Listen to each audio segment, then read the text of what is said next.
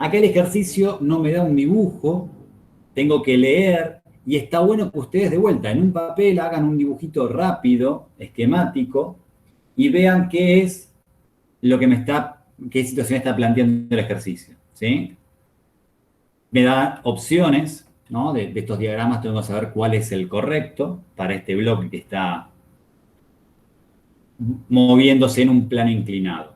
Entonces, información importante que está acá. De vuelta, la velocidad es constante. Entonces, a un dibujo, pienso un plano inclinado, un cuerpo, y me pongo a pensar qué fuerzas están actuando en este cuerpo. El peso tiene que estar siempre, en este caso lo llamamos W, el peso. Sabemos que cuando estoy sobre una superficie está actuando la fuerza normal, que la fuerza normal es perpendicular a la superficie, porque dos rectas normales son dos rectas perpendiculares en matemática. Recuerden que la IB suele llamar a esto la reacción R. Y tiene que haber una fuerza de fricción, que es lo que me está diciendo el ejercicio, que existe una fuerza de fricción. Como la velocidad es constante, lo que tenemos que tener en cuenta en este punto es que si descomponemos el peso en una componente en el eje Y y una componente en el eje X, la componente en el eje Y del peso tiene que ser igual a la normal y la componente en el peso X del peso tiene que ser igual a la fuerza de roce. Entonces, en ese caso, la suma de fuerzas dan 0, por lo tanto, la velocidad va a ser constante. Una vez que tengo este diagrama hecho, vuelvo a ver las respuestas correctas y puedo ya determinar cuál es la respuesta correcta. Si se fijan en los distintos diagramas, y si uno quiere hacer esta suma de fuerzas, va a ver que en alguno de los ejes está desequilibrado el diagrama. ¿Bien? Otro ejercicio, nuevamente un cuerpo con fricción, pero no tenemos un plano inclinado. Acá en este caso, la fuerza se aplica con un determinado ángulo. Me dan opciones y tengo que determinar cuál es el diagrama de fuerza de cuerpo libre correcto.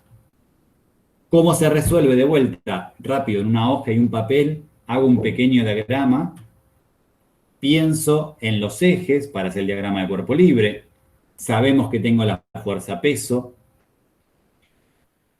la fuerza que me aparece que tiene un determinado ángulo la vamos a descomponer en una componente en Y y en una componente en X. Y como la velocidad es constante, tiene que haber una fuerza opuesta, bien, que va a ser la fuerza de fricción. Ahí lo llamé Fx, pero debería ser la que está en rojo que marqué recién, fuerza de fricción. Igual acá falta algo, porque si se fijan, la fuerza en I es más pequeña que el peso. Entonces es muy probable que tenga que haber una componente normal que sumada a la fuerza en I anulen el peso.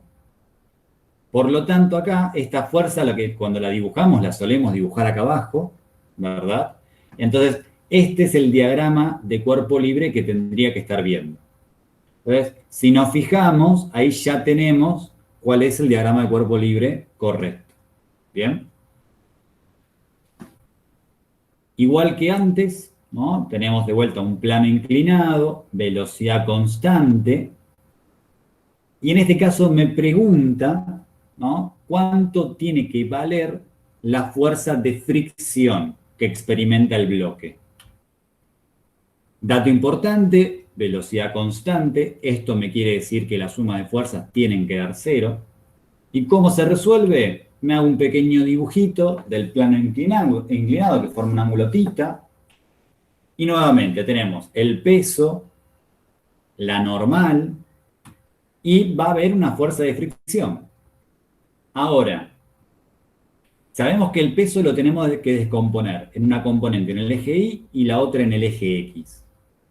Y para que la velocidad sea constante, lo que tiene que pasar es que la componente del peso en X tiene que ser igual a la fuerza de fricción.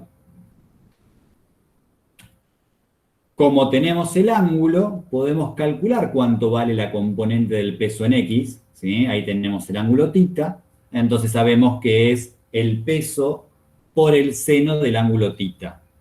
Bien, si nos fijamos, ahí aparecía la opción de el peso por el seno del ángulo θ.